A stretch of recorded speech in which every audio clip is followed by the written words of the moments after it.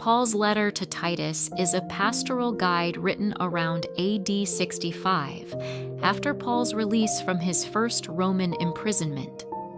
Addressed to Titus, a trusted co-worker, this letter offers clear and practical instruction on how the church should be organized and how believers should live. Paul reminds us that sound doctrine is not only taught, it is lived. True faith produces good works, integrity, and a life that reflects the grace of God.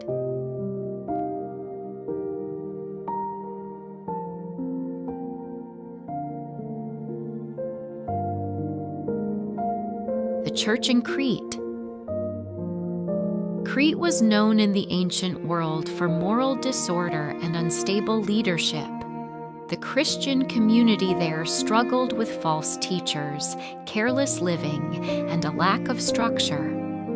Paul left Titus in Crete with a serious mission to bring order to the church, appoint faithful leaders, and ensure that Christian teaching was reflected in daily life. The challenge was not only to believe correctly, but to live credibly.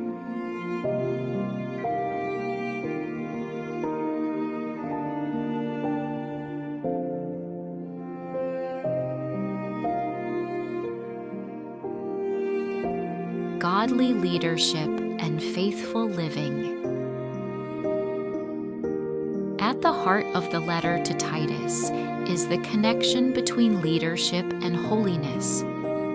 Paul teaches that church leaders must be people of integrity, self-control, and sound faith. Leadership in the church is not about power, but example.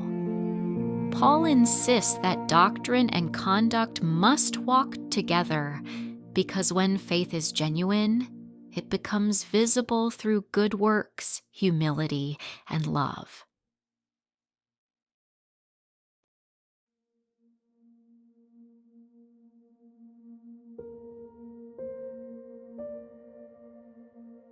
A life that teaches. One of the key passages in Titus is found in Titus chapter 2, verse 7 to 8.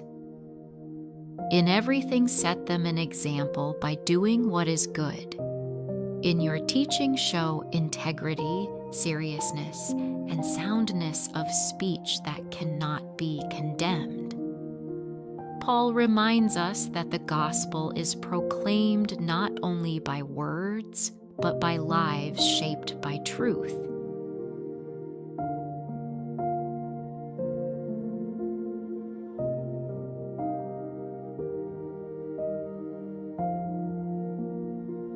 Living the faith daily. Paul gives Titus clear, practical instructions. Teach sound doctrine to all age groups. Encourage good works rooted in faith. Correct false teaching with firmness and charity. Promote unity, self-control, and devotion. For Paul, a healthy church is one where belief, behavior, and love for others are united.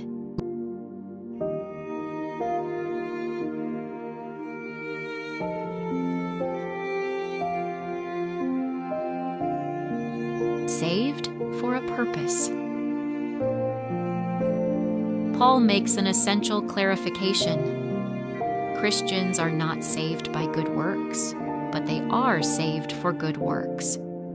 God's grace transforms believers, enabling them to live new lives marked by kindness, generosity, and faithfulness. Good works are not a burden. They are the fruit of God's mercy at work in the soul.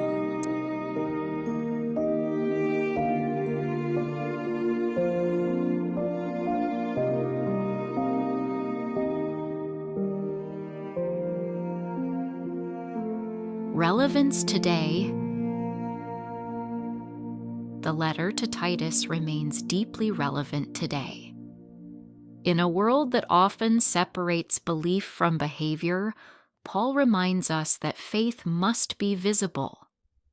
Every Christian, leader or not, is called to live with integrity, discipline, and love. Titus challenges us to ask, does my life make the gospel believable?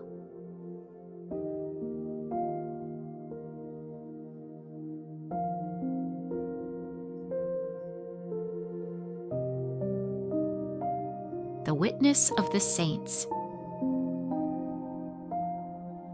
The message of Titus did not remain on parchment.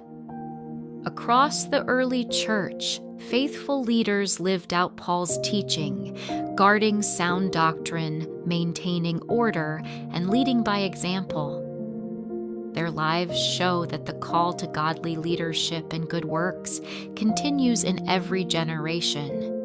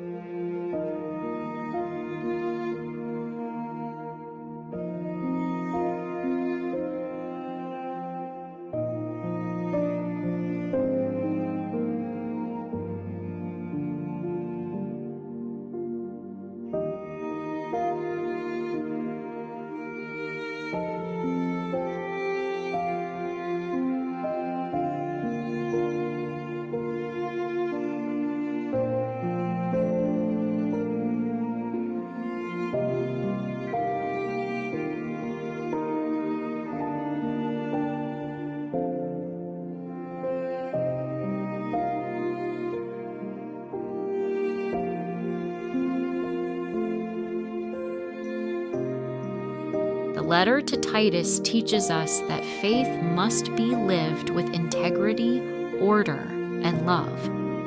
Through godly leadership and good works, the church becomes a visible witness to God's grace. In the next episode, we will explore Paul's letter to Philemon, a personal letter about forgiveness, reconciliation, and Christian love. Join us as we continue discovering the wisdom of St. Paul's letters.